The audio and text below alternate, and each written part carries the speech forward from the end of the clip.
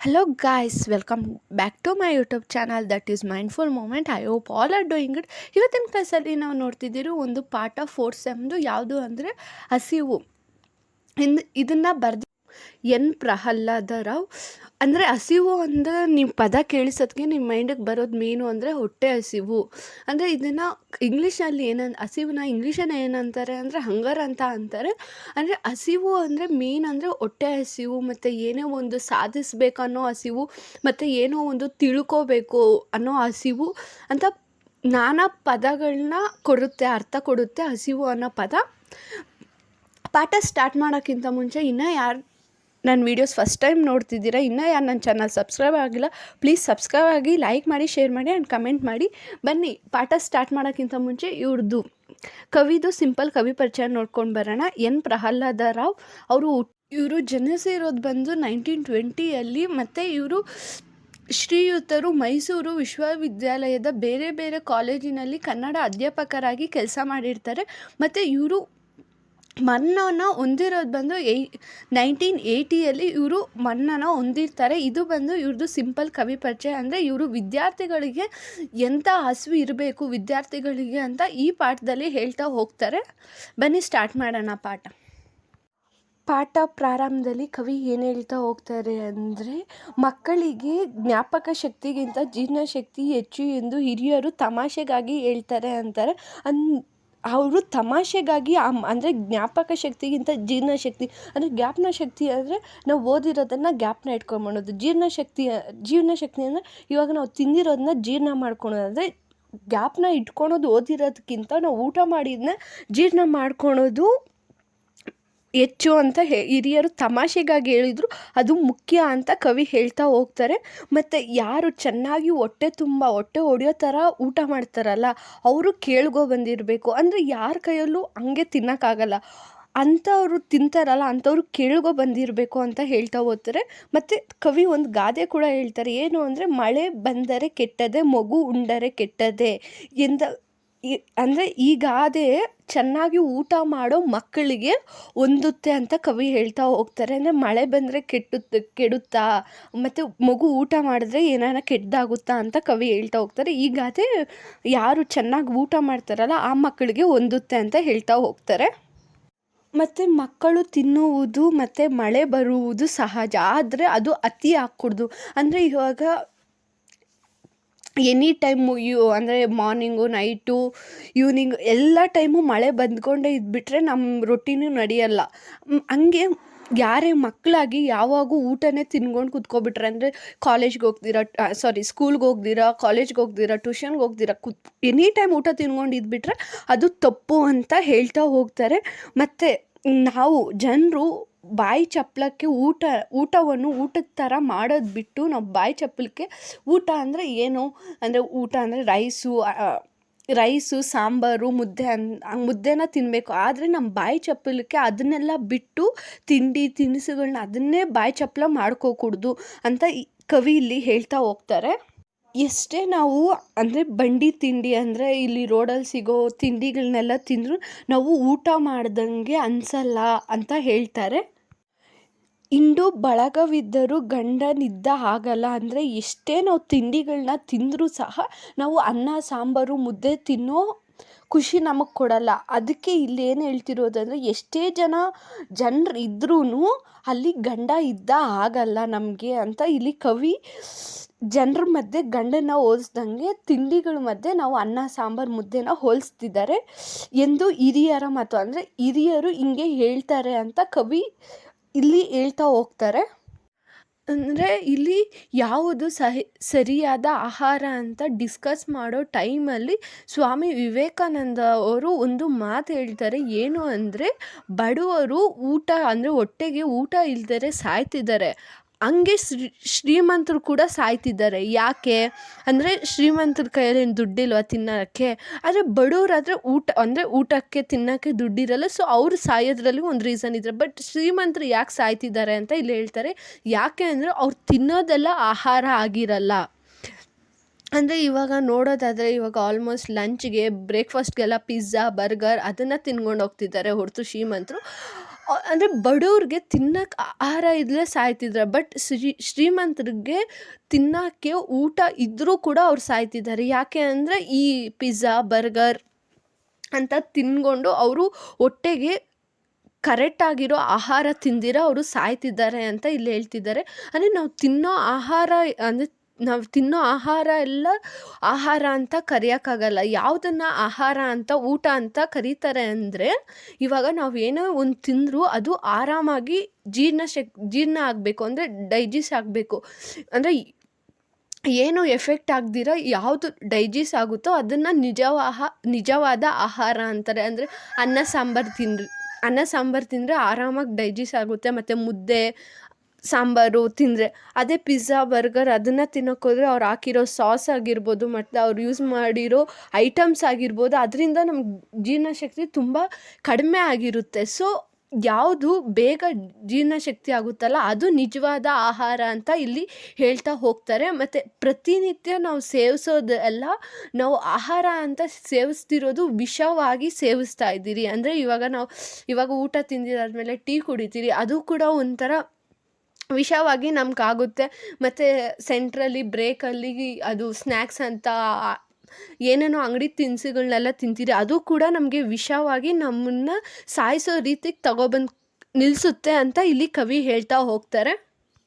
ಆದರೂ ಸಹ ಪಟ್ಟಣದ ಜನರು ಅದನ್ನು ಅಮೃತದ ರೀತಿಯಾಗಿ ಅವರು ಸೇವನೆ ಮಾಡ್ತಾರೆ ಅಂತ ಹೇಳ್ತಾ ಹೋಗ್ತಾರೆ. ಅಂದರೆ ಪಿಜ್ಜಾ, ಬರ್ಗರ್, KFC ಅದನ್ನು ಅದನ್ನು ತಿಂದರೆ ಒಳ್ಳೆ ಅಮೃತ ತಿನ್ನಷ್ಟು ಖುಷಿ ಥರ ಅವರು ಸೇವನೆ ಮಾಡ್ತಾರೆ ಅವರು ಅಂತ ಹೇಳ್ತಾ ಬರ್ತಾರೆ. ಆದರೆ ಆ ಕಾಲದಲ್ಲಿ ಹಳ್ಳಿ ಜನರು ಉತ್ತಮವಾದ ಆಹಾರನ ತಿಂತಿದ್ರು. ಬಟ್ ಪ್ರೆಸೆಂಟ್ ಜನ್ರೇಷನಲ್ಲಿ ಇವರು ಕೂಡ ಸಿಟಿ ಜನರ ಸ್ಟೈಲ್ನ ಫಾಲೋ ಮಾಡೋಕ್ಕೆ ಸ್ಟಾರ್ಟ್ ಮಾಡಿದ್ದಾರೆ. ಅವರು ಕೂಡ KFC, ಬರ್ಗರ್, ಪಿಜ್ಜಾ ಅನ್ನೋದನ್ನು ರೂಢಿ ಮಾಡ್ಕೊಬಿಟ್ಟಿದ್ದಾರೆ ಹಳ್ಳಿ ಜನರು ಕೂಡ. ಅಕಸ್ಮಾತ್ ಅವರು ಹಳ್ಳಿ ಜನರು ಸಿಟಿಗೆ ಬಂದರೆ ಅವರು ಕೂಡ ಅದನ್ನು ಅಪ್ಡೇಟ್ ಆಗಿಬಿಡ್ತಾರೆ ಅವರು. ಅಂದರೆ ಈ ತಿಂಡಿ ತಿನ್ನಬೇಕು, ಈ ತಿಂಡಿ ತಿನ್ಕೂಡ್ದು, ಇದನ್ನು ತಿಂದರೆ ಚೆನ್ನಾಗಿರಲ್ಲ ಟೇಸ್ಟು, ಇದು ಪಿಜ್ಜಾ, ಬರ್ಗರ್ ಟೇಸ್ಟ್ ಚೆನ್ನಾಗಿರುತ್ತೆ ಅಂತ ಅವರು ಕೂಡ ಸಿಟಿ ಜನರು ಹೆಂಗಿರ್ತಾರೋ ಹಂಗೆ ಫಾಲೋ ಮಾಡೋಕ್ಕೆ ಸ್ಟಾರ್ಟ್ ಮಾಡ್ಕೊಬಿಡ್ತಾರೆ. ಮತ್ತು ಪ್ರಪಂಚದಲ್ಲಿ ಜನಸಂಖ್ಯೆ ಜಾಸ್ತಿ ಆಗ್ತಿದೆ, ಅಂದರೆ ಪಾಪ್ಯುಲೇಷನ್ ತುಂಬ ಜಾಸ್ತಿ ಆಗ್ತಿದೆ. ಇವಾಗ ಹಳ್ಳಿ ಜನರು ಹಳ್ಳಿನ ಬಿಟ್ಟು ಪಟ್ಟಣಕ್ಕೆ ಬರೋ ಕಾರಣದಿಂದ ಕಾಳು ಕಡಿ, ಅಂದರೆ ಯಾವುದೇ ಕಾಳಾಗಿರ್ಬೋದು, ಬೇಳೆಕಾಳು, ಏನೇ ಕಾಳಾಗಿರ್ಬೋದು, ಅದು ಉತ್ಪಾದನೆ ಕಡಿಮೆ ಆಗ್ತಿದೆ. ಯಾಕೆಂದರೆ ಹಳ್ಳಿಯಲ್ಲಿರೋರೆಲ್ಲ ಸಿಟಿಗೆ ಬಂದುಬಿಟ್ಟು ಸಿಟಿ ಸ್ಟೈಲ್ನ ಫಾಲೋ ಮಾಡ್ಕೊಂಡಿದ್ಬಿಟ್ರೆ ಇದನ್ನು ಬೆಳೆಯೋರು ಯಾರು, ಕಾಳು ಕಳಿ ಎಲ್ಲ ಬೆಳೆಯೋರು ಯಾರು? ಅದರಿಂದ ಏನು ಹೇಳ್ತಿದ್ದಾರೆ ಕವಿ ಅಂದರೆ ಕೆಲವು ದಶಕಗಳಲ್ಲಿ ನಮಗೆ ಬರಗಾಲ ಅನ್ನೋದು ಬಂದ್ಬಿಡುತ್ತೆ ಅಂತ ಕವಿ ಇಲ್ಲಿ ಹೇಳ್ತಾ ಹೋಗ್ತಾರೆ. ಯಾಕೆ ಅಂದರೆ ಹಳ್ಳಿ ಜನರೆಲ್ಲ ಪಟ್ಟಣಕ್ಕೆ ಬಂದು ಕೆಲಸ ಮಾಡ್ಕೊಂಡಿದ್ಬಿಟ್ರೆ ನಮಗೆ ಏನೇ ಆಗಲಿ ರಾಗಿ, ಅಕ್ಕಿ ಅದನ್ನೆಲ್ಲ ಬೆಳೆಯೋದು ಯಾರು? ಅಂದರೆ ಕೆಲವು ದಶಕಗಳಲ್ಲೇ ಬರಗಾಲ ಬಂದ್ಬಿಡುತ್ತೆ ಅಂತ ಹೇಳ್ತಾ ಬರ್ತಾರೆ ಪ್ರಪಂಚಕ್ಕೆ. ಹರೆ ಹೊಟ್ಟೆ ಕಾಲ ಬರುತ್ತದೆ ಎಂದು ತಜ್ಞರು ಹೇಳುತ್ತಾರೆ. ಹರೆ ಹೊಟ್ಟೆ ಅಂದರೆ ಇವಾಗ ನಿಮಗೆ ಹೊಟ್ಟೆ ಹಸೀತಿದೆ ಅಂದರೆ ನೀವೇನೇ ಬಿಸ್ಕೆಟ್ ಆಗಿರ್ಬೋದು ಅಥವಾ ಚೋಚ ಆಗಿರ್ಬೋದು, ಇಲ್ವಾ ಪಿಜ್ಜಾ, ಬರ್ಗರ್ ಅದನ್ನು ತಿಂದು ಹೊಟ್ಟೆ ತುಂಬಿಸ್ಕೊತೀರೋ ಹೊರ್ತು ನಿಮಗೆ ಹೊಟ್ಟೆ ತುಂಬ. ಅಂದರೆ ಇವಾಗ ಹಳೆ ಕಾಲದಲ್ಲಿ ನಿಮ್ಗೆ ಗೊತ್ತಿರ್ಬೋದು, ಹಳೆ ಕಾಲದವ್ರು ನೋಡಿದ್ರೆ ಅವರು ಬೆಳಗ್ಗೆ ಒಂದು ಮುದ್ದೆ ಆ್ಯಂಡ್ ಸ್ವಲ್ಪ ಅನ್ನ ಕೂಡ ತಿಂತಿರೋ. ಒಂದು ಮುದ್ದೆ ತಿಂದುಬಿಟ್ರೆ ಅವರು ಫುಲ್ಲು ನೈಟ್ ಗಂಟ ಊಟ ಮಾಡ್ತಿದ್ದೆ. ಆದರೆ ನಾವು ಪಿಜ್ಜಾ, ಬರ್ಗರ್, ಬಿಸ್ಕೆಟು, ಮಿಕ್ಚರು ಅಂತ ತಿನ್ಕೊಂಡಿದ್ಬಿಟ್ರೆ ನಮಗೆ 2 hours ಆಗಿದ್ದಾದಮೇಲೆ ಹಸಿವು ಆಗುತ್ತೆ. ಅದನ್ನೇ ಅರೆ ಹೊಟ್ಟೆ ಉಣ್ಣುವ ಕಾಲ ಅಂದರೆ ನಮಗೆ 1 hour 2 hour ತಡ್ಕೊಳೋ ಹೊಟ್ಟೆ ಹಸಿವು ಅನ್ನೋ ಕಾಲ ಬಂದ್ಬಿಡುತ್ತೆ ಅಂತ ತಜ್ಞರು ಹೇಳಿದ್ದಾರೆ ಅಂತ ಹೇಳ್ತಾ ಬರ್ತಾರೆ ಇಲ್ಲಿ ಕವಿ. ಅಂದರೆ ಒಬ್ಬ ಮನುಷ್ಯ ಆದವನು, ಅಂದರೆ ಅವನು ಹೊಟ್ಟೆ ತುಂಬ ಊಟ ತಿಂದು ಅವನು ತಡ್ಕೋಬೇಕು. ಅಂದರೆ 4 hours ಅವನು ಊಟ ಅವನಲ್ಲಿ ಹೊಟ್ಟೆಯಲ್ಲಿ ಇರಬೇಕು, ಹಸಿವು ಆಗ್ಕೂಡ್ದು. ಹಂಗೆ ಮನುಷ್ಯನು ಆಹಾರವನ್ನು ಸೇವಿಸಬೇಕು ಅರ್ಧಂಬರ್ಧ. ಅಂದರೆ ಹಿಡನ್ ಹಂಗರ್ ಅಂತಾರೆ. ಅಂದರೆ ನಮಗೆ ಸ್ವಲ್ಪ ಹೊತ್ತು ಊಟ ಅಂದರೆ ಸ್ವಲ್ಪ ತಿಂದ್ಬಿಟ್ಟು ಸಾಕು, ಆಮೇಲೆ ಇನ್ನು ಸ್ವಲ್ಪ ಹೊತ್ತಾದ್ಮೇಲೆ ತಿರ್ಗಾ ಊಟ ತಿನ್ನೋಣ ಅಂತ ಅನ್ಸ್ಕೂಡ್ದು. ಹೊಟ್ಟೆ ತುಂಬ ಊಟ ತಿಂದು ಆಮೇಲೆ ನಾವು ವರ್ಕ್ ಮಾಡಿದ್ರೆ ನಮಗೆ ಒಂಥರ ತೃಪ್ತಿ ಇರುತ್ತೆ. ಇವಾಗ ಒಂದು 5 ನಿಮಿಷ ಊಟ ತಿಂದ್ಬಿಟ್ಟು ತಿರ್ಗಾ ಒಂದು ಅರ್ಧ ಅವರ್ ಬಿಟ್ಬಿಟ್ಟು ತಿರ್ಗಾ ತಿನ್ನಂಗೆ ಇರ್ಕೂಡ್ದು. ಹೊಟ್ಟೆ ತುಂಬ ಊಟ ತಿನ್ನಬೇಕಾದ್ರೆ ತಿಂಡಿ ತಿನಿಸನ್ನ ಬಿಟ್ಟು ನಾವು ನಮಗೆ ಬೇಕಾದ ಹೆಲ್ತಿ ಫುಡ್ನ ನಾವು ಸೇವಿಸಬೇಕು ಅಂತ ಇಲ್ಲಿ ಕವಿ ಹೇಳ್ತಾ ಬರ್ತಾರೆ. ಆಮೇಲೆ ಹೇಳ್ತಾರೆ ಅಂದರೆ ನಮಗೆ ಒಂದೇ ಊಟ ತಿಂದಾದ್ಮೇಲೆ ನಮಗೆ ಕಾಡೋದಂದರೆ ಒಂದೇ ಒಂದು ಪ್ರಾಬ್ಲಮ್ ಏನು ಅಂದರೆ ಜೀರ್ಣಶಕ್ತಿ. ಅಂದರೆ ನಾವು ಹೊಟ್ಟೆಗೆ ತಿನ್ನೋ ಪದಾರ್ಥ ಅದು ಸುಲಭವಾಗಿ ಜೀರ್ಣ ಆಗಬೇಕು. ಅಂದರೆ ಇವಾಗ ನಾವು ಏನೇ ತಿಂದರೂ ಕೂಡ ಅದನ್ನು ಜಾಸ್ತಿ ಹೊಟ್ಟೆ ಒಡೆದೋ ರೀತಿ ತಿನ್ಕೂಡ್ದು. ನಾವು ತಿನ್ನೋ ಊಟ ನಮ್ಮ ಆರಾಮಾಗಿ ಜೀರ್ಣ ಆಗೋ ರೀತಿಯಲ್ಲಿ ಇರಬೇಕು. ಅಂದರೆ ನಮಗೇನೋ ಒಂದು ಫುಡ್ ತಿಂದರೆ ಆಗಲ್ಲ. ಅಂದರೆ ಇವಾಗ ಗೋಬಿ ತಿಂದರೆ ಆಗಲ್ಲ, ಬಟ್ ನಮ್ಗೆ ಅದು ತುಂಬ ಇಷ್ಟ. ಅದನ್ನು ಹೊಟ್ಟೆ ತುಂಬ ತಿಂದ್ಬಿಡ್ತೀರಿ, ಬಟ್ ಜೀರ್ಣಶಕ್ತಿ ಆಗಲ್ಲ. ಅದರಿಂದ ನಾವು ಪ್ರಾಬ್ಲಮ್ ಮಾಡಿಕೊಡ್ದು. ಎಂತ ತಿನ್ನಬೇಕು, ನಮ್ಗೆ ಎಷ್ಟೇ ಕಷ್ಟ ಆದರೂ ಕೂಡ ನಾವು ಹೆಲ್ತಿ ಅಂದರೆ ಯಾವುದು ನಮಗೆ ಜೀರ್ಣ ಆಗುತ್ತೋ ಅಂಥ ಆಹಾರ ತಿನ್ನಬೇಕು ಅಂತ ಇಲ್ಲಿ ಕವಿ ಹೇಳ್ತಾ ಬರ್ತಾರೆ. ಏನಂತಾರೆ ಇಂಗ್ಲೀಷಲ್ಲಿ ಹೇಳಿದ್ದಾರೆ, to eat is human, to digest is divine. ಅಂದರೆ ಇವಾಗ ನಾವು ತಿಂದಿದ್ದ ಆಹಾರ ಸುಲಭವಾಗಿ ಜೀರ್ಣ ಆಗಬೇಕು, ಡೈಜೆಸ್ಟ್ ಆಗಬೇಕು ಅಂತ ಇಲ್ಲಿ ಹೇಳ್ತಾ ಬರ್ತಾರೆ. ಆ್ಯಂಡ್ ಯಾವುದೇ ರೀತಿ ನಾವು ಅಂದರೆ ರಕ್ತ ಕೆಡೋ ರೀತಿಯಾಗಿ ನಾವು ಆಹಾರ ಸೇವನೆ ಮಾಡಕೂಡ್ದು. ನಮಗೆ ಎಷ್ಟು ಅಂದರೆ ನಮಗೆ ಅದು ಆಗಿಲ್ಲ ಅಂದರೂ ಪರವಾಗಿಲ್ಲ, ನಾವು ಅದನ್ನು ತಿನ್ನಬೇಕು. ಅಕಸ್ಮಾತ್ ನಮಗೆ ಬಾಯಿ ಚಪ್ಪಲಿಗೆ ಬೇರೆದೆಲ್ಲ ತಿಂದು ನಾವು ರಕ್ತನ ಕೆಡಿಸ್ಕೋಕೂಡ್ದು. ಮತ್ತು ನಮ್ಮ ಡೈಜೆಸ್ಟ್ ಆಗಿಲ್ಲ ಅಂದರೆ ನಮಗೆ ಪ್ರಾಬ್ಲಮ್ ಅಲ್ಲ. ಸೊ ಕವಿ ಹೇಳ್ತಾ ಬರ್ತಾರೆ ಹಿಂಗೆ. ಹಂಗೆ ಕಂಟಿನ್ಯೂ ಮಾಡ್ತಾ ಏನು ಹೇಳ್ತಾ ಬರ್ತಾರೆ ಅಂದರೆ, ಕವಿ ಲೈಫಲ್ಲಿ ಒಂದು ಇನ್ಸಿಡೆಂಟ್ ನಡೆದಿರುತ್ತೆ. ಆ ಇನ್ಸಿಡೆಂಟ್ನ ಈ ಪಾಠದಲ್ಲಿ ಅವ್ರು ಶೇರ್ ಮಾಡ್ತಾ ಬರ್ತಾರೆ. ಏನು ಅಂದರೆ, ಸಣ್ಣ ವಯಸ್ಸಿನಲ್ಲಿ ಇದ್ದಾಗ ಮಾಧ್ಯಮಿಕ ಶಾಲೆಯಲ್ಲಿ ಅಂದರೆ ಚಿಕ್ಕ ವಯಸ್ಸಲ್ಲಿ ಮಾಧ್ಯಮಿಕ ಶಾಲೆಯಲ್ಲಿದ್ದಾಗ ಅವ್ರಿಗೆ ಕೆಮ್ಮಣ್ಣು ಗುಂಡಿಗೆ ಹೋಗಬೇಕು ಅನ್ನೋ ಆಸೆ ಇರುತ್ತೆ. ಕೆಮ್ಮಣ್ಣು ಗುಂಡಿ ಅಂದರೆ ಏನು ಅಂದರೆ, ಇವಾಗ ನಾವು ಚಿಕ್ಕಮಂಗ್ಳೂರ್ಗೆ ಹೋದಾಗ ನಾವು ಗ್ರೀನರಿ ನೋಡ್ತಿರಲ್ಲ, ಹಂಗೆ ಕೆಮ್ಮಣ್ಣು ಗುಂಡಿ ಅಂದರೆ ಮೌಂಟೇನ್ಸ್ ಇರುತ್ತೆ, ಅದ್ರ ಮೇಲೆ ಗ್ರೀನರಿ ಇರ್ಬೋದು. ನನಗೂ ಗೊತ್ತಿಲ್ಲ ಕೆಮ್ಮಣ್ಣು ಗುಂಡಿ ಅಂದರೆ, ಗೂಗಲ್ ಮಾಡಿದ್ರೆ ಅದೇ ಸಿಗ್ತಿರೋದು. ಸೊ ಅಂದರೆ ಕೆಮ್ಮಣ್ಣು ಗುಂಡಿಗೆ ಹೋಗ್ಬೇಕನ್ನೋ ಆಸೆ ಇರುತ್ತೆ. ಮತ್ತು ಕೆಲವು ಜನರಿಗೆ ಅಂದರೆ ಅವ್ರ ಜೊತೆ ಇದ್ದಿದ್ದು ಫ್ರೆಂಡ್ಸ್ಗೂ ಕೂಡ ಹೋಗ್ಬೇಕು ಅನ್ನೋ ಆಸೆ ಇರುತ್ತೆ. ಸೊ ಒಂದಷ್ಟು ಜನ ನಿರ್ಧಾರ ಮಾಡಿ 4 ಜನ ಹೋಗ್ಬಿಟ್ಟು ಬರಬೇಕು ಅಂತ ನಿರ್ಧಾರ ಮಾಡ್ತಾರೆ. ಅವರು ಹೋಗ್ಬಿಟ್ಟು ಬರಬೇಕು ಅಂತ ನಿರ್ಧಾರ ಮಾಡ್ತಾರೆ, ಬಟ್ ಅವ್ರ ಹತ್ರ ಕಾಸಿರಲ್ಲ. ಅಂದರೆ ಬಸ್ಸಲ್ಲಿ ಹೋಗೋಕ್ಕೆ, ಇಲ್ಲಾಂದರೆ ರೈಲಲ್ಲಿ ಹೋಗೋಕ್ಕೆ, ಹೆಂಗೆ ಹೋಗೋಕ್ಕೋ ಅವ್ರ ಹತ್ರ ಕಾಸಿರಲ್ಲ. ಸೊ ಅವರು ಡಿಸೈಡ್ ಮಾಡ್ತಾರೆ, ನಾವು ನಡ್ಕೊಂಡೇ ಹೋಗ್ಬಿಟ್ಟು ಬರೋಣ ಅಂತ. ಇದೇ ಡಿಸೈಡ್ ಮಾಡಿಕೊಂಡು ಅದೇ ಮಾರನೇ ದಿವಸ ಬೆಳಗ್ಗೆನೇ ಎದ್ದು ಸ್ನಾನ ಮಾಡಿ ಕಾಫಿ ಕುಡಿದು ತಿಂಡಿ ಮುಗಿಸಿ ಅವರು ಹೋಗೋಕ್ಕೆ ಸ್ಟಾರ್ಟ್ ಮಾಡ್ತಾರೆ. ಆ್ಯಂಡ್ ಸಂಜೆ ಹೊತ್ತಿಗೆ ಅಲ್ಲಿ ನಿಯರ್ ತಲುಪಿರ್ತಾರೆ. ಮತ್ತು ಅವ್ರ ಹತ್ರ ಮೊದಲೇ ದುಡ್ಡಿದ್ದಿಲ್ಲ, ಬಸ್ಸಲ್ಲಿ ಹೋಗೋಕ್ಕೆ ರೈಲಲ್ಲಿ ಹೋಗೋಕ್ಕೆ ಅವ್ರ ಹತ್ರ ದುಡ್ಡಿದ್ದಿಲ್ಲ. ಇನ್ನು ಊಟ ಅಂದರೆ ಅವ್ರ ಹತ್ರ ಆಗಲ್ಲ ಅಂದ್ಬಿಟ್ಟು ಅವರೇ ಮನೆಯಿಂದ ಸ್ವಲ್ಪ ಪದಾರ್ಥ ತಂದಿರ್ತಾರೆ. ಅಂದರೆ ಅಲ್ಲೇ ಎಲ್ಲನ ಸ್ವಲ್ಪ ಊಟ ಮಾಡಿ ನಾವು ತಿರ್ಗಾ ಮುಂದಕ್ಕೆ ಹೋಗೋಣ ಅಂತ. ಮೊದಲೇ ಸಂಜೆ ಆಗಿಬಿಟ್ಟಿರುತ್ತಲ್ಲ, ಅವ್ರು ಮಾರ್ನಿಂಗ್ ಮಾತ್ರ ಊಟ ಬಂದಿರ್ತಾರೆ ಬ್ರೇಕ್ಫಾಸ್ಟು. ಸೊ ಅವರು ಸಂಜೆ ಆಗಿರುತ್ತಲ್ಲ, ನಾವೇನೋ ಊಟ ಮಾಡಿಬಿಟ್ಟು ತಿಂದ್ಬಿಟ್ಟು ಹೋಗೋಣ ಅಂತ ಇರ್ತಾರೆ. ಅಂದರೆ ನಿಯರ್ ಬಂದಿರ್ತಾರಲ್ಲ ಅವ್ರದ್ದು ಆ ಕೆಮ್ಮಣ್ಣು ಗುಂಡಿಯ ಸುತ್ತ ಪ್ಲೇಸಸ್ ನೋಡಿರಿ ಅವ್ರಿಗೆ ತುಂಬ ಚೆನ್ನಾಗಿ ಕಾಣಿಸ್ತಿರುತ್ತೆ. ಆ್ಯಂಡ್ ಅವ್ರು ಫುಲ್ಲು ಎನರ್ಜಿ ಅಂದರೆ ಬೇಗ ನಾವು ಹೋಗಿ ನೋಡಬೇಕು ಆ ಪ್ಲೇಸ್ನ ಅನ್ನೋ ಇದ್ರ ಗಡಿಬಿಡಿಯಲ್ಲಿ ಅವರು ಬೇಗ ಅಡುಗೆ ಮಾಡೋಕ್ಕೆ ಸ್ಟಾರ್ಟ್ ಮಾಡ್ತಾರೆ.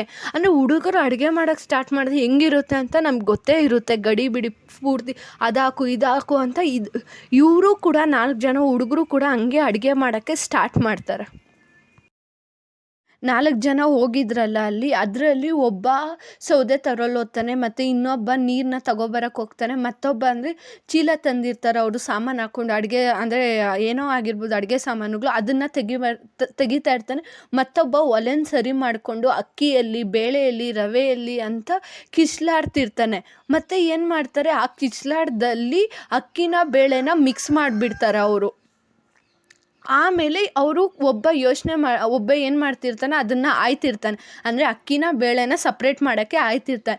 ಮತ್ತೊಬ್ಬ ಬಂದ್ಬಿಟ್ಟು ಹೇಳ್ತಾನೆ, ಅಂದರೆ ಇವೆರಡು ಆಲ್ರೆಡಿ ಮಿಕ್ಸ್ ಆಗಿಬಿಟ್ಟಿದೆ, ಇದನ್ನು ಆಯೋಕ್ಕೆ ಹೋದರೆ ನಮ್ಮ ಟೈಮೆಲ್ಲ ಇಲ್ಲೇ ವೇಸ್ಟ್ ಆಗುತ್ತೆ, ನಾವು ಕೆಮ್ಮಣ್ಣು ಗುಂಡಿಗೆ ಹೋಗೋಕ್ಕಾಗಲ್ಲ ಅಂದ್ಬಿಟ್ಟು ಏನು ಮಾಡ್ತಾರೆ, ಇವೆರಡನ್ನೂ ಹಾಕಿ ಬಿಸಿಬೇಳೆ ಮಾತು ಮಾಡಿಬಿಡೋಣ ಅಂತ ಎಲ್ಲ 4 ಜನ ಹುಡುಗರು ಕೂಡ ತಯಾರಾಗ್ತಾರೆ. ಅದೇ ರೀತಿ ಮಾಡೋಕ್ಕೆ ಕೂಡ ಸ್ಟಾರ್ಟ್ ಮಾಡ್ತಾರೆ. ಹಂಗೆ ಬೇಯಕ್ಕೆ ಇಡ್ತಾರೆ. ಆದರೆ ಅದರಲ್ಲಿ ಇರ್ತಾನಲ್ಲ ಒಬ್ಬ ಹೇಳ್ತಾನೆ, ಅಕ್ಕಿ ಬೇಳೆ ಬೇರೆ ಬೇರೆ ಬೇಯ್ತಿದೆ ಅಂದರೆ ಅಕ್ಕಿ ಪಾಯಸ ಆಗಿಬಿಟ್ಟಿರುತ್ತೆ, ಬೇಳೆ ಮಾತ್ರ ಎಷ್ಟೇ ಬೇಯಿಸಿದ್ರು ಬೇಳೆ ಮಾತ್ರ ಬೇಯ್ತಿರಲ್ಲ. ಅಂದರೆ ಅಕ್ಕಿ ಬೇಗ ಬೆಂದೋಗ್ಬಿಡುತ್ತೆ, ಬೇಳೆ ಮಾತ್ರ ಗಟ್ಟಿಯಾಗೇ ಇರುತ್ತೆ, ಬೇಯ್ತಾನೆ ಇರಲ್ಲ. ಆಮೇಲೆ ನೋಡಿದ್ರೆ ಅವೆರಡು, ಆಮೇಲೆ ಒಬ್ಬ ಹೇಳ್ತಾನೆ ಅಂದರೆ ಆದ್ಬಿಡೋಣ ನಾವು ಬೇಳೆನೆಲ್ಲ ಅಂತ. ಮತ್ತೊಬ್ಬ ಹೇಳ್ತಾರೆ ನಾವು ಹಿಂಗೆ ಮಾಡ್ಕೊಂಡು ಕೂತ್ಕೊಂಡ್ರೆ ಆಗಲ್ಲ ಅಂದ್ಬಿಟ್ಟು ಏನು ಮಾಡ್ತಾರೆ, ಉಪ್ಪಿಟ್ಟು ಮಾಡಿಕೊಂಡು ತಿಂದ್ಬಿಟ್ಟು ಹೋಗೋಣ ಅಂತ ರೆಡಿಯಾಗಿ ಉಪ್ಪಿಟ್ಟು ಮಾಡಿಕೊಂಡು ತಿಂದ್ಬಿಟ್ಟು ಅಂದರೆ ಸ್ಟಾರ್ಟ್ ಆಗ್ತಾರೆ ಹೋಗೋಕ್ಕೆ ಕೆಮ್ಮಣ್ಣು ಗುಂಡಿಗೆ.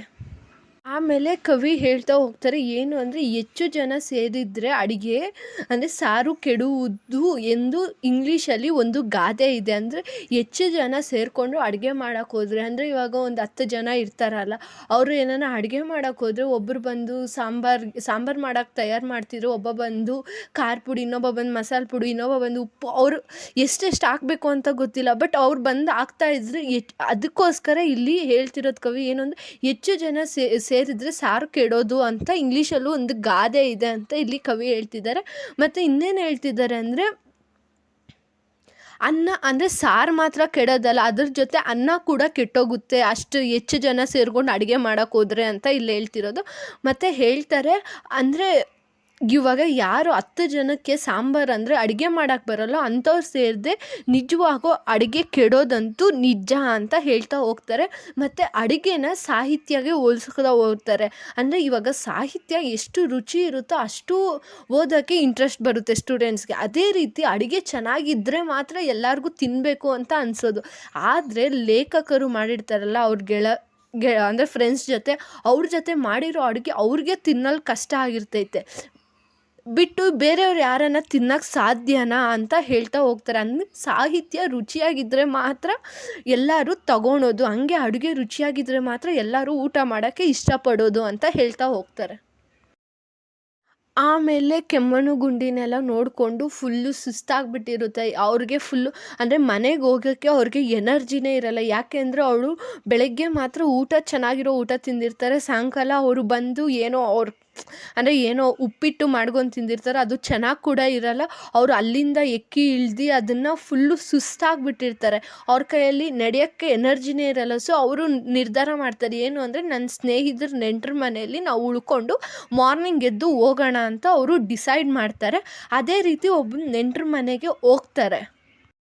ಆ ನೆಂಟ್ರ ಮನೆಗೆ ಹೋಗಿಸೋತ್ತಿಗೆ ಅಲ್ಲೊಬ್ಬ ನೆಂಟ್ರ ತಾಯಿ ಇದ್ದೋಳು ಮಕ್ಕಳನ್ನ ನೋಡಿ ಅಂದರೆ ಅವರು ಹೇಳ್ತಾರೆ ನಡೆದಿದ್ದ ಸ್ಟೋರಿ ಎಲ್ಲ, ಹಿಂಗೆ ಅಕ್ಕಿ ಬೇಳೆನೆಲ್ಲ ಮಿಕ್ಸ್ ಮಾಡಿಬಿಟ್ರಿ ನಾವು ಅಂತ ಹೇಳಿದಾಗ, ಅಯ್ಯೋ ಮಕ್ಕಳ ಎಂಥ ಕೆಲಸ ಮಾಡಿದ್ರಿ ನೀವು, ಅಕ್ಕಿ ಬೇಳೆನ ಎರಡನ್ನೂ ಮಿಕ್ಸ್ ಮಾಡಿಬಿಟ್ಟು ಅಡುಗೆ ಮಾಡೋಕ್ಕೆ ಹೋದ್ರಾ ಅಂತ ಅವರೇ ಮನಸ್ಸಲ್ಲಿ ಬೇಜಾರು ಮಾಡಿಕೊಂಡು. ಯಾಕೆ ಅಂದರೆ ಅವ್ರ ಮುಖದಲ್ಲಿ ಒಂಚೂರು ಕಳೆನೇ ಇದ್ದಿಲ್ಲ, ಯಾಕಂದರೆ ಅವರು ಚೆನ್ನಾಗಿರೋ ಊಟನ ತಿಂದಿದ್ದಿಲ್ಲ.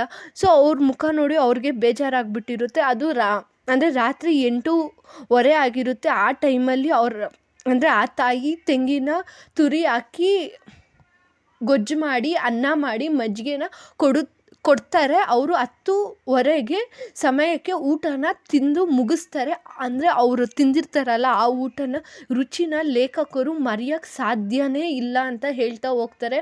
ಆಮೇಲೆ ಆ ಅಡುಗೆ ಹೆಂಗಿತ್ತು ಅಂತ ವರ್ಣಿಸ್ತಾ ಹೋಗ್ತಾರೆ. ಅಂದರೆ ಉಪ್ಪು, ಹುಳಿ, ಖಾರ,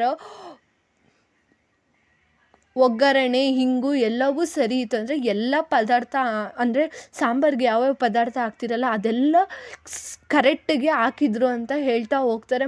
ಮತ್ತು ಅವರು ಕ್ವಶನ್ ಕೇಳ್ಕೊತಾರೆ, ಏನು ಅಂದರೆ ಈ ಊಟದ ರುಚಿ ಇರುವುದು ಎಲ್ಲಿ ಅಂತ ಕ್ವಶನ್ ಮಾರ್ಕ್ ಹಾಕ್ತಾರೆ. ಅಂದರೆ ಅಡುಗೆ ಮಾಡುವ ಆಹಾರ ಪದಾರ್ಥಗಳಲ್ಲೋ ಅಂತಾರೆ. ಆಮೇಲೆ ಅಂದರೆ ಅಡುಗೆ ಮಾಡಿರೋ ಕೈಗಳಲ್ಲೂ ಆ ರುಚಿ ಇರ್ತೈತಾ, ಅಥವಾ ಹಸಿದು ಊಟ ಮಾಡ್ತಾರಲ್ಲ ಆ ಇದರಲ್ಲಿ ನಿಜವಾದ ರುಚಿ ಇರುತ್ತಾ ಅಂತ ಕ್ವಶನ್ ಮಾರ್ಕ್ ಹಾಕ್ತಾರೆ.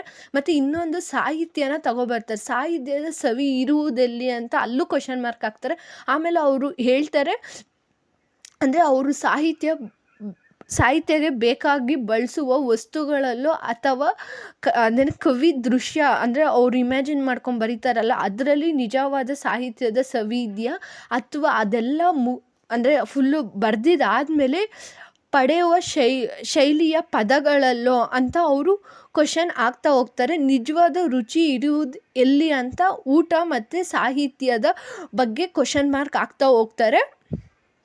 ನೆಕ್ಸ್ಟು ಏನು ಹೇಳ್ತಾರೆ ಅಂದರೆ ಕವಿ ನೆಕ್ಸ್ಟು ವಿದ್ಯಾರ್ಥಿಗಳ ಬಗ್ಗೆ ಹೇಳ್ತಾ ಹೋಗ್ತಾರೆ. ಅಂದರೆ ವಿದ್ಯಾರ್ಥಿಗಳಿಗೆ ಪ್ರಿಯವಾದ ಇನ್ನೊಂದು ವಸ್ತು ಎಂದರೆ ಕಾಪಿ. ಅಂದರೆ ವಿದ್ಯಾರ್ಥಿಗಳು ತುಂಬ ಇಷ್ಟವಾದ ಇನ್ನೊಂದು ವಸ್ತು ಅಂದರೆ ಕಾಪಿ. ಅಂದರೆ ಕಾಪಿ ಅಂದರೆ ಕಾಪಿ ಮಾತ್ರ ಅಲ್ಲ, ಅದ್ರ ಜೊತೆ ಟೀ ಆಗಲಿ ಹಾಲಾಗಲಿ ಅದು ತುಂಬ ಇಷ್ಟವಾದ ವಸ್ತು ಆಗಿರುತ್ತೆ. ಮತ್ತು ವರ್ಷ ಪೂರ್ತಿ ಬರದ ನಿದ್ದೆ ಪರೀಕ್ಷೆ ಸಮಯದಲ್ಲೇ ಬರುತ್ತದೆ.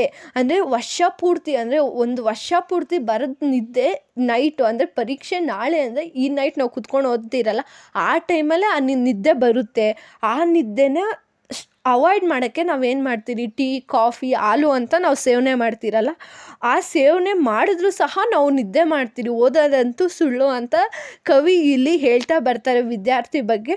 ಮತ್ತು ಹೇಳ್ತಾರೆ, ಇವಾಗ ನಾವು ಒಂದು ಮಗುಗೆ ಹಾಲನ್ನ ರೂಢಿ ಮಾಡಿರ್ತೀರ, ಆ ಮಗುಗೆ ಹಾಲೇ ಕುಡಿಸ್ತಾ ಇದ್ರೆ ಅಂದರೆ ಒಂದು ದಿವಸ ಅದಕ್ಕೆ ಟೀ ಅನ್ನೋದನ್ನು ರೂಢಿ ಮಾಡಿದ್ರೆ ಅದು ಹಾಲನ್ನ ಸೇವನೆ ಮಾಡಲ್ಲ, ನಂಗೆ ಟೀನೇ ಬೇಕು ಅಂತ ಹಠ ಮಾಡುತ್ತೆ. ಎಷ್ಟೇ ನಾವು ಹಾಲನ್ನ ಕುಡ್ಸೋಕ್ಕೆ ಟ್ರೈ ಮಾಡಿದ್ರೂ ಅದು ಕುಡಿಯಲ್ಲ. ಅಂದರೆ ಅದರಲ್ಲಿರೋ ರುಚಿನ ಎಷ್ಟು ಚೆನ್ನಾಗಿ ಅದು ತಗೋಬಿಡುತ್ತೆ ಅಂದರೆ ಅದು ನಾಲ್ಗೆಗೆ ಅಷ್ಟು ಚೆನ್ನಾಗಿ ತಗೋಬಿಡುತ್ತೆ ಅದು ಅಂತ ಕವಿ ಇಲ್ಲಿ ಹೇಳ್ತಾ ಬರ್ತಾರೆ. ಹಂಗೆ ಕಂಟಿನ್ಯೂ ಮಾಡ್ತಾ ಲೇಖಕರು ಅವರು ಚಿಕ್ಕಮಂಗ್ಳೂರಲ್ಲಿ ಕಾಲೇಜ್ನಲ್ಲಿ ಉಪಾಧ್ಯಾಯರಾಗಿ 7 ವರ್ಷ ಕಾರ್ಯನಿರ್ವಹಿಸಿರ್ತಾರೆ. ಅಂದರೆ ಅವರು ಉಪಾಧ್ಯಾಯರಾಗಿ 7 ವರ್ಷ ವರ್ಕ್ ಮಾಡಿರ್ತಾರೆ.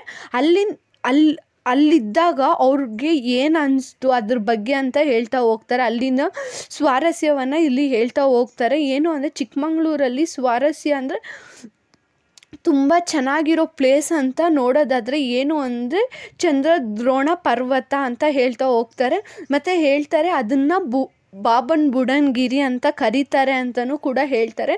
ಅಂದರೆ ಚಂದ್ರದ್ರೋಣ ಪರ್ವತ ಮಾತ್ರ ಅಲ್ಲ, ಅಲ್ಲಿ ಸುತ್ತಮುತ್ತ ಇರೋ ಕಾಡುಗಳು ಮತ್ತು ಕಾಫಿ ತೋಟ ಅದೆಲ್ಲ ಹೊಸ ಮೆರುಗನ್ನು ಕೊಡುತ್ತೆ. ಅಂದರೆ ಇವಾಗ ಟ್ರಾವೆಲ್ ಮಾಡ್ತಾರಲ್ಲ ಅವ್ರಿಗೆಲ್ಲ ತುಂಬ ಅಂದರೆ ಚೆನ್ನಾಗಿ ದೃಶ್ಯನ ತೋರಿಸುತ್ತೆ ಅಂತ ಹೇಳ್ತಾ ಹೋಗ್ತಾರೆ. ಅವ್ರ ಕಣ್ಣಿಗೆ ಒಂಥರ ಮೆರುಗು ಕೊಡೋ ರೀತಿ ಅದು ಇರ್ತೈತೆ ಅಂತ ಹೇಳ್ತಾ ಹೋಗ್ತಾರೆ. ಮತ್ತು ಏನು ಹೇಳ್ತಾರೆ ಅಂದರೆ ಮಾಸ್ತಿಯವರು ಸಹ ಈ ಪರ್ವತ ಮೇಲೆ ಕುರಿತು ಒಂದು ಕಾದಂಬರಿನ ಬರೆದಿದ್ದಾರೆ. ಯಾವುದು ಅಂದರೆ ಬಸವನಾಯಕ ಅನ್ನೋ ಕಾದಂಬರಿನ ಸಹ ಈ ಪರ್ವತ ಮೇಲೆ ಕುರಿತು ಈ ಪರ್ವತನ ಇಟ್ಕೊಂಡು ಒಂದು ಕಾದಂಬರಿನ ಸಹ ರಚನೆ ಮಾಡಿದ್ದಾರೆ ಅಂತ ಇಲ್ಲಿ ಕವಿ ಹೇಳ್ತಾ ಬರ್ತಾರೆ. ಹಂಗೆ ಚಂದ್ರದ್ರೋಣ ಪರ್ವತದಲ್ಲಿ ಇಳಿಜಾರುವ ಕಾಫಿ ತೋಟಗಳು, ಅಂದರೆ ಸ್ಟೆಪ್ ಬೈ ಸ್ಟೆಪ್ ಇರುತ್ತಲ್ಲ, ಕಾಫಿ ತೋಟ ಹೇಗಿದೆ ಅಂತ ನಿಮ್ಗೆ ಗೊತ್ತಿರುತ್ತೆ. ಅದು ಅಂದರೆ ಒಂಥರ ಜಾರೋ ಬಂಡಿ ಥರ ಇರುತ್ತೆ. ಹಂಗೆ ತೋಟಗಳಿದ್ದಾವೆ.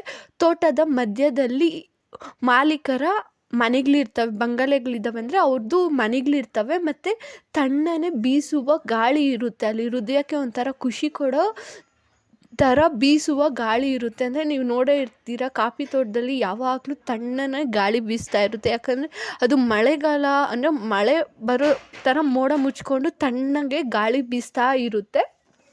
ಹಂಗೆ ಏನು ಹೇಳ್ತಾರೆ ಅಂದರೆ ಅಲ್ಲಿ ಒಂದು ಮಠ ಇದೆ. ಯಾವುದು ಅಂದರೆ ನಿರ್ಮಾಣ ಸ್ವಾಮಿಯ ಮಠ ಒಂದು ಇದೆ ಅಂತ ಹೇಳ್ತಾ ಬರ್ತಾರೆ. ಮತ್ತು ಅಲ್ಲಿ ಸಿಕ್ಕುವ ಹಣ್ಣುಗಳು ಯಾವ್ಯಾವು ಅಂತ ಹೇಳ್ತಾ ಬರ್ತಾರೆ. ಯಾವ್ಯಾವು ಅಂದರೆ ಹುಳಿ ಮಾವು, ಅಡಕೆ ಮಾವು, ಕಂತ್ರಿ ಮಾವು, ಹಲಸು, ನೇರಳೆ, ಹತ್ತಿ ಕವಳಿ ಹಣ್ಣು, ಪರಿಗೆ ಹಣ್ಣು. ಇವೆಲ್ಲ ತಿಂದಷ್ಟು, ಅಂದರೆ ಎಷ್ಟೇ ತಿಂತಿದ್ರೂ ಮತ್ತೆ ಸಿಗ್ತಾನೆ ಇರುತ್ತೆ. ಅದೆಷ್ಟು ತಿಂದರೂ ಖಾಲಿ ಆಗಲ್ಲ, ತಿಂದಷ್ಟು ಸಿಗ್ತಾ ಹೋಗುತ್ತೆ. ಮತ್ತು ಇನ್ನೊಂದು ಹಣ್ಣದ ಬಗ್ಗೆ ಹೇಳ್ತಾ ಹೋಗ್ತಾರೆ. ಅಂದರೆ ಅದು ಅಪರೂಪವಾಗಿ ಬೆಳೆಯೋ ಹಣ್ಣು. ಆ ಹಣ್ಣೆಸ್ರು ಬಂದುಬಿಟ್ಟು ಬಿಲ್ವಾರ ಅಂತಾರೆ. ಅದನ್ನು ಕೊಯ್ದು ತಗೊಬಂದು ಮಾರ್ತಾರೆ. ಮತ್ತು ಅದನ್ನು ಹುಡ್ಕೊಂಡೋಗಿ ಕಿತ್ಕೊಂಡು ತಿಂತಾರೆ. ಅದು ನೋಡೋಕೆ ಹೆಂಗಿರುತ್ತೆ ಅಂದರೆ ಬಿಳಿ, ಕೆಂಪು, ನೀಲಿ ಇವೆಲ್ಲ ಕಂಬೈನ್ ಆಗಿರೋ ಒಂದು ಬಣ್ಣದ ಹಣ್ಣಾಗಿರುತ್ತೆ. ಅಂದರೆ ಇದು ತಿನ್ನಲು ಸಿಹಿ, ಅಂದರೆ ಜಾಸ್ತಿ ಸಿಹಿನೂ ಇರಲ್ಲ, ಆ ಕಡೆ ಸಪ್ಪೆನೂ ಇರಲ್ಲ. ಅಂದರೆ ಜಾಸ್ತಿ ಸಿಹಿ ಇದ್ದರೆ ತಿನ್ನೋಕ್ಕಾಗಲ್ಲ, ಸಪ್ಪೆ ಇದ್ದರೂ ತಿನ್ನೋಕ್ಕಾಗಲ್ಲ. ಬಟ್ ಇದು ಮಧ್ಯದಲ್ಲಿರುತ್ತೆ. ಅಂದರೆ ಆ ಕಡೆ ಸಿಹಿನೂ ಇರಲ್ಲ, ಆ ಕಡೆ ಸಪ್ಪೆನೂ ಇರಲ್ಲ, ಅಷ್ಟು ಟೇಸ್ಟಿಯಾಗಿರುತ್ತೆ. ಇದನ್ನು ಬುಟ್ಟಿಗಟ್ಟಲೆ ಹಣ್ಣನ್ನು ನಾವು ತಿನ್ಬೋದು. ಅಂದರೆ ನಮ್ಗೆ ಎಷ್ಟೇ ತಿಂದರೂ ಬೇಜಾರಾಗಲ್ಲ, ತಿಂತಾನೇ ಇರಬೇಕು ಅಂತ ಅನಿಸ್ತಾ ಇರುತ್ತಂತೆ. ಅಂಥ ಹಣ್ಣು ಅವರು ಬುಟ್ಟಿಗಟ್ಟೆ ತಿಂದಿದ್ದಾರೆ ಅಂತ ಕವಿ ಹೇಳ್ತಾ ಬರ್ತಾರೆ ಆ ಹಣ್ಣು ಬಗ್ಗೆ.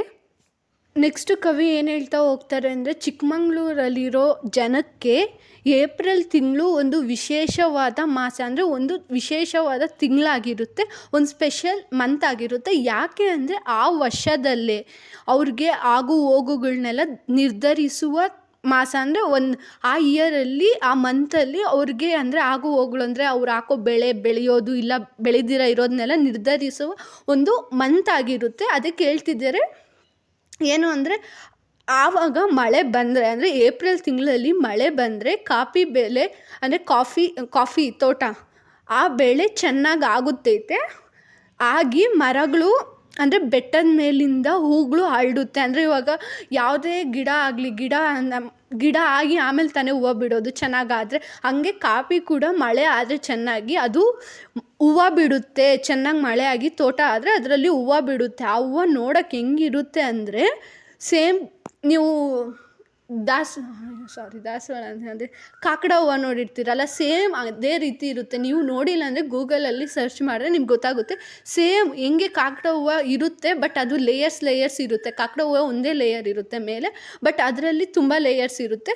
ಆ ಥರ ಕಾಫಿ ತೋಟ ಫುಲ್ಲು ವೈಟಾಗಿ ಅಂಟ್ಕೊಬಿಟ್ಟಿರುತ್ತೆ. ಎಷ್ಟಂದರೆ ನಮ್ಮ ಸೊಂಟದ ಗಂಟ ಅದು ಕಾಫಿ ತೋಟ ಹಬ್ಬಿ ಹಂಗೆ ಬಿಟ್ಟಿರುತ್ತೆ. ಅದನ್ನು ನೋಡೋಕ್ಕೆ ನಮ್ಮ ಕಣ್ಣಿಗೆ ಒಂಥರ ಆನಂದ ಕೊಡ್ತಾ ಇರುತ್ತೆ. ಅದನ್ನು ನೋಡಿ ಅವ್ರಿಗೆ ಅಂದರೆ ತುಂಬ ಖುಷಿ ಆಗುತ್ತೆ. ಅಂದರೆ ಅವರು ಟ್ರಾವೆಲ್ಗೆ ಹೋಗಿರ್ತಾರಲ್ಲ, ಆವಾಗ ತುಂಬ ಖುಷಿ ಆಗುತ್ತೆ. ಆ ಟೈಮಲ್ಲಿ ಅವ್ರಿಗೆ ಕಾಫಿ ಕುಡಿಬೇಕು ಅಂತ ಅನಿಸುತ್ತೆ. ಅಂದರೆ ಆ ಕಾಫಿ ತೋಟಗಳನ್ನೆಲ್ಲ ನೋಡಿ ಅವ್ರಿಗೆ ಕಾಫಿ ಕುಡಿಬೇಕು ಅಂತ ಅನಿಸುತ್ತೆ. ಆದರೆ ಅವ್ರಿಗೆ ಅಲ್ಲಿ ಕಾಫಿ ಸಿಗಲ್ಲ. ಸೊ ಏನು ಮಾಡ್ತಾರೆ ಅವರು, ಆವಾಗ ಎಲ್ಲ ಕಡೆನೂ ಹುಡುಕ್ತಾರೆ ಎಲ್ಲಿ ಕಾಫಿ ಸಿಗುತ್ತೆ ಅಂತ. ಬಟ್ ಕಾಫಿ ತೋಟದಲ್ಲೇ ಅವ್ರಿಗೆ ಕಾಫಿ, ಅಂದರೆ ಇವಾಗ ಯಾರನ್ನಾಗಲಿ ಕಾಫಿ ತೋಟದಲ್ಲಿ ಕಾಫಿ ಮಾಡಿಕೊಂಡು ಕಾಫಿ ಶಾಪ್ ಇಕ್ಕೊಂಡು ಕಾಫಿ ಮಾಡಿಕೊಂಡು ಕೊಡ್ತಾರಾ? ಇಲ್ಲ. ಅದೇ ಕಾರಣ ಅವ್ರಿಗೆ ಕಾಫಿ ಸಿಗಲ್ಲ. ಏನು ಮಾಡ್ತಾರೆ, ಆಮೇಲೆ ಬಾಯಿಯನ್ನು ತೇವ ಮಾಡಿಕೊಂಡು ಹೊರಟೋಗ್ತಾರೆ. ಅಂದರೆ ಇವಾಗ ಅವ್ರಿಗೆ ಫುಲ್ಲು ಕಾಫಿ ಕುಡಿಬೇಕು ಅನಿಸುತ್ತಲ್ಲ. ಇವಾಗ ನಮ್ಮ ಬಾಯಿನ ನಾವು ಒಣಗೋದಾಗ ನಾವು ನಾಲ್ಕೈದಲ್ಲಿರೋ ಎಂಜಲನ್ನ ತೇವ ಮಾಡ್ತೀರಲ್ಲ ಬಾಯಿ, ಹಂಗೆ ಅವರು ತೇವ ಮಾಡಿಕೊಂಡು ಅವರು ಹೋಗ್ತಾರೆ ಅಂತ ಹೇಳ್ತಾ ಬರ್ತಾರೆ. ಇದೆಲ್ಲ ಅವ್ರದ್ದು ಬಂದು ಚಿಕ್ಕಮಂಗ್ಳೂರಲ್ಲಿ ಇದ್ದಾಗ ಅವರು ಟ್ರಿಪ್ಗೆ ಹೋದಾಗ ನಡೆದಿರೋ ಘಟನೆನ ಇಲ್ಲಿಗಂಟ ಅವ್ರು ಎಕ್ಸ್ಪ್ಲೇನ್ ಮಾಡ್ತಾ ಹೋಗ್ತಾರೆ. ನೆಕ್ಸ್ಟ್ ಏನು ಹೇಳ್ತಾರೆ ಬನ್ನಿ ನೋಡೋಣ. ನೆಕ್ಸ್ಟು ಕವಿ ವಿದ್ಯಾರ್ಥಿಗಳ ಬಗ್ಗೆ ಹೇಳ್ತಾ ಹೋಗ್ತಾರೆ. ಅಂದರೆ ವಿದ್ಯಾರ್ಥಿ ನಿಜವಾದ ವಿದ್ಯಾರ್ಥಿ ಆಗಬೇಕೆಂದರೆ ಅವನ ಹತ್ರ ಏನು ಹಸಿವಿರಬೇಕು, ಅವನಿಗೆ ಓದೋ ಹಸಿವಿರಬೇಕು. ಅದಕ್ಕೋಸ್ಕರ ಅವನು, ಅಂದರೆ ಅದೇ ಲೈಫಲ್ಲಿ ಅವ್ನಿಗೆ ಮುಖ್ಯ ಆಗಿರಬೇಕು. ಅಂದರೆ ಏನು, ನಾನು ಓದೋದೇ ನನ್ನ ಲೈಫಲ್ಲಿ ಮುಖ್ಯ ಅನ್ನೋ ರೀತಿ ಅವನು ಇರಬೇಕು. ಮತ್ತು ಅದಕ್ಕೋಸ್ಕರ ಅವನು ಕಾಲೇಜು ಸ್ಕೂಲು ಸೇರಿ ಪರೀಕ್ಷೆಗಾಗಿ ರಾತ್ರಿ ಹಗಲು ಓದಿ ಅವನು ಪರೀಕ್ಷೆನ ಬರೀಬೇಕು. ಆದರೆ ಅಂದರೆ ಇವಾಗ ಯಾರಿಗೂ ಓದೋಕ್ಕೆ ಇಷ್ಟ ಇರೋಲ್ಲೋ ಅವ್ರನ್ನ ಫೋರ್ಸ್ ಮಾಡಿದ್ರೆ ಆಗಲ್ಲ. ಅಂದರೆ ಇಲ್ಲಿ ಎಕ್ಸಾಂಪಲ್ ಕೊಡ್ತಾ ಹೋಗ್ತಾರೆ. ಅದಕ್ಕೆ ಏನೇನು ಎಕ್ಸಾಂಪಲ್ ಅಂದರೆ, ಹೊಟ್ಟೆ ತುಂಬ ಇರೋನಿಗೆ ಮತ್ತು ಹೊಟ್ಟೆ ಹಸಿವೆ ಇಲ್ದಿದ್ದವನಿಗೆ ನಾವು ಊಟ ತುರ್ಕೋಕೆ ಹೋದರೆ ಅವ್ನು ತಿಂದಿಲ್ಲ ಅಂದರೆ ಇಲ್ಲ. ಅದು ಅಂದರೆ ಅವ್ನಿಗೆ ಇಷ್ಟನೇ ಇಲ್ಲ ಅಂದಮೇಲೆ ನಾವು ಫೋರ್ಸ್ ಮಾಡಿ ಏನು ಉಪಯೋಗ ಇಲ್ಲವಲ್ಲ. ಹಂಗೆ ವಿದ್ಯಾರ್ಥಿಗೂ ಕೂಡ ಅವನು ಓದುವ ಹಸಿವಿರಬೇಕು ಅವನಿಗೆ. ನಾವು ಸುಮ್ಮನೆ ಫೋರ್ಸ್ ಮಾಡಿಕೊಡ್ದು. ಮತ್ತು ಇನ್ನೊಂದು ಉದಾಹರಣೆಯಿಂದ ಹೇಳ್ತಿದ್ದಾರೆ. ಅಂದರೆ ಒಂದು ಕುದುರೆನ ನೀರ ಹತ್ರ ಒಂದು 10 ಜನ ಎಳ್ಕೊಂಡೋಗಿ ನೀರ ಹತ್ರ ಬಿಟ್ಟರು ಅಂದರೆ ಆ ಕುದುರೆ ನೀರನ್ನ ಕುಡಿದ್ರೆ ಓಕೆ, ನೀರನ್ನ ಕುಡ್ದಿಲ್ಲ ಅಂದರೆ ಅಷ್ಟು ಜನದ್ದು ಶ್ರಮ ವ್ಯರ್ಥ ಆಗಿಲ್ಲ. ಅದೇ ರೀತಿ ಇವಾಗ ನಾವು ಓದಿದ್ದವ್ರನ್ನ ತಗೊಂಡೋಗಿ ಓದು ಅಂದರೆ ಅವ್ರು ಯಾವತ್ತೂ ಓದೋಕ್ಕೆ ಸಾಧ್ಯ ಇಲ್ಲ. ಅವರು ಓದ್ಬೋದು, ಆದರೆ ಅವ್ರ ಮನಸ್ಸಿಟ್ಟು ಮಾತ್ರ ಓದಲ್ಲ. ಮತ್ತು ಅವರು ಓದಿದ ಕೂಡ ಅವ್ರಿಗೆ ಕೈ ಬಿಟ್ಟು ಹೋಗುತ್ತೆ. ಅಂದರೆ ಅವರು ಫೋರ್ಸ್ಫುಲ್ಲಾಗಿ ಓದಿರ್ತಾರಲ್ಲ, ಓದು ಅಂದರೆ ಅದು ಅವ್ರ ಹತ್ರ ಜೀವನ ಪೂರ್ತಿ ಉಳಿಯಲ್ಲ. ಅಂದರೆ ಅವ್ರ ಪರೀಕ್ಷೆಗೆ ಆಗಲಿ ಏನಿಗೆ ಅದು ಕಷ್ಟ ಬಿದ್ದು ಓದಲ್ಲ. ಅದೇ ಇವಾಗ ಕಲಿಬೇಕು ಅನ್ನೋ ಹಸಿವಿದ್ದವರು ವಿದ್ಯಾರ್ಥಿ, ಅವನು ಶ್ರಮಪಟ್ಟು ರಾತ್ರಿ ಹಗಲು ಅವನು ಪರೀಕ್ಷೆಗೆ ಓದಿ ಬರೆದಿರ್ತಾನೆ. ಸೊ ಅದು ಅವ್ನು ಕೈ ಬಿಟ್ಟು ಹೋಗಲ್ಲ. ಅದೇ ಫೋರ್ಸ್ಫುಲ್ಲಾಗಿ ಬರೆದಿರೋಂದು ಅದು ಕೈ ಬಿಟ್ಟು ಹೋಗುತ್ತೆ ಅಂತ ಇಲ್ಲಿ ಕವಿ ಹೇಳ್ತಾ ಹೋಗ್ತಾರೆ ವಿದ್ಯಾರ್ಥಿ ಬಗ್ಗೆ. ಇದನ್ನೆಲ್ಲ ಕವಿ ಹೇಳ್ತಾ ಹೋದರೆ ಅವ್ರಿಗೆ ಅವ್ರ ಬಾಲ್ಯ ನೆನಪಾಗುತ್ತೆ ಅಂತ ಹೇಳ್ತಾರೆ. ಅಂದರೆ ಅವ್ರ ಕಾಲೇಜಿಗೆ ಫಸ್ಟ್ ಟೈಮ್ ಹೋಗಿದ್ದ ವರ್ಷ ಅವ್ರಿಗೆ ಕಲಿಬೇಕು ಅನ್ನೋ ಹಸಿವಿತ್ತು. ಅಂದರೆ ಕಾದಂಬರಿಗಳ ಬಗ್ಗೆ ಅವ್ರಿಗೆ ಓದಬೇಕು ಅನ್ನೋ ಹುಚ್ಚು ಸಾಹಸ ಇರ್ತಿತ್ತು. ಅಂದರೆ ಯಾವುದೇ ಒಂದು ಕಾದಂಬರಿನ ತಗೊಂಡ್ರೆ ಅದರಲ್ಲಿ ಇರುವ ಏನು ಮ್ಯಾಟರ್ನ ಫುಲ್ಲು ಓದ್ದಿರ ಅವರು ರಾತ್ರಿ ಹಗಲು ನಿದ್ದೆ ಮಾಡ್ತಿದ್ದಿಲ್ಲ. ಅಂದರೆ ಫುಲ್ಲು ಅದನ್ನು ಕಂಪ್ಲೀಟ್ ಮಾಡಿಬಿಟ್ಟು ಅವರು ರಾತ್ರಿ ಮಲ್ಕೋತಿದ್ದಿದ್ದು. ಎಷ್ಟೋ ರಾತ್ರಿ ಅವರು ನಿದ್ದೆ ಮಾಡ್ದಿರೋ ಊಟ ಬಿಟ್ಟು ಓದಿರೋದು ಕೂಡ ಐತೆ ಅಂತ ಅವರು ನೆನಪು ಮಾಡ್ಕೋತಾ ಇರ್ತಾರೆ. ಹಂಗೆ ಹೇಳ್ತಾರೆ. ಅಷ್ಟು ಮಾತು ನಾನು ಅಂದರೆ ವಿದ್ಯಾರ್ಥಿ ಆಗಿದ್ದಾಗ ನಾನು ಬಿಟ್ಟಿರೋ ಕಾದಂಬರಿಗಳಂದರೆ ಎಷ್ಟೋ ಕಾದಂಬರಿ ಅವ್ರ ಕೈಯಾಗ ಓದೋಕ್ಕಾಗಿರೋ. ಯಾಕಂದರೆ ಆವಾಗ ಅಷ್ಟೊಂದು ಫೆಸಿಲಿಟೀಸ್ ಇರ್ತಾಯಿದ್ದಿಲ್ಲ, ಲೈಬ್ರರಿ ಆಗಲಿ ಏನೇ ಆಗಲಿ. ಅದ್ರ ಕಾರಣ ಆವಾಗ ಬಿಟ್ಟಿರೋ ಕಾದಂಬರಿ ಪುಟಗಳನ್ನ ಮತ್ತು ಬುಕ್ಸ್ನ ಇವಾಗ ನಾನು ಓದಿದ್ದೇನೆ ಅಂತ ಹೇಳ್ತಾ ಹೋಗ್ತಾರೆ. ಆಮೇಲೆ ಏನು ಹೇಳ್ತಾ ಹೋಗ್ತಾರೆ ಅಂದರೆ ಈ ಪಾಠನೆಲ್ಲ ಯಾರು ಓದ್ತಾರಲ್ಲ ಅವ್ರಿಗೆ ಮೋಟಿವೇಶನ್ ಮಾಡ್ತಾ ಹೋಗ್ತಾರೆ. ಅಂದರೆ ಏನು ಅಂದರೆ ನಿಮಗೆ ಕಲಿಯುವ ಹಸಿವಿದ್ರೆ ನೀವು ಕಲೀರಿ, ಮತ್ತು ನೀವು ಒಳ್ಳೆ ಆಹಾರನ ತಿಂದು ನೀವು ಬದುಕ್ರಿ ಅಂದ ಯಾರು ಫುಲ್ಲು ಪಾಠನ ಓದ್ಬಿಟ್ಟು ಲಾಸ್ಟಾಗಿ ಓದೋಕ್ಕೆ ಬಂದವ್ರಿಗೆ ಇಲ್ಲಿ ಒಂದು ಮೋಟಿವೇಶನ್ ಲೈನ್ನ ಕವಿ ಹೇಳ್ತಾ ಬರ್ತಾರೆ. ಅಂದರೆ ನೀವು ಚೆನ್ನಾಗಿ ಓದೋ ಹಸಿವಿದ್ರೆ ಯಾವತ್ತೂ ಓದೋದಂತೂ ನಿಲ್ಲಿಸ್ಬೇಡಿ. ನಿಮ್ಗೆ ಎಷ್ಟೇ ವಯಸ್ಸಾಗಲಿ ಅಂದರೆ ಕವಿಗೆ ಆವಾಗ ಅವರು ಪಿ ಯುದಲ್ಲಿದ್ದಾಗ ಬಿಟ್ಟಿದ್ದ ಕಾದಂಬರಿಗಳನ್ನ ಇವಾಗ ಅವರು ಓಲ್ಡ್ ಆತ ಅವ್ರಿಗೆ ಇವಾಗ ಫೆಸಿಲಿಟೀಸ್ ಇರೋದ್ರಿಂದ ಇವಾಗ ಕೂಡ ಅವರು ಓದೋಕ್ಕೆ ತುಂಬ ಇಷ್ಟಪಡ್ತಾರೆ. ಅದೇ ರೀತಿ ನೀವು ಕೂಡ ಕಲಿಯುವ ಹಸಿವನ್ನ ಯಾವ ಟೈಮಲ್ಲಿ ಕೂಡ ಬಿಟ್ಕೊಡ್ಬೇಡಿ. ಮತ್ತು ಒಳ್ಳೆಯ ಆಹಾರ ಜೀವಕ್ಕೆ ತಿನ್ನಿ. ಅಂದರೆ ಒಳ್ಳೆಯ ಆಹಾರ ತಿನ್ನೋದ್ರಿಂದ ನಾವು ಚೆನ್ನಾಗಿರ್ತೀರಿ ಆ್ಯಂಡ್ ತುಂಬ ವರ್ಷ ಬಾಳಕ್ಕೆ ಕೂಡ ಸಾಧ್ಯ ಆಗುತ್ತೆ. ಸೊ ನೀವು ಒಳ್ಳೆ ಆಹಾರವನ್ನು ತಿಂದು ಬದುಕ್ರಿ ಅಂತ ಕವಿ ಇಲ್ಲಿ ಹೇಳ್ತಾ ಬರ್ತಾರೆ. ಐ ಹೋಪ್ ಈ ಪಾಠ ನಿಮಗೆ ಅರ್ಥ ಆಗಿದೆ ಅಂತ. ಇನ್ನು ನನ್ನ ಚಾನಲ್ ಸಬ್ಸ್ಕ್ರೈಬ್ ಆಗಿಲ್ಲ, ಪ್ಲೀಸ್ ಸಬ್ಸ್ಕ್ರೈಬ್ ಆಗಿ and C in next video.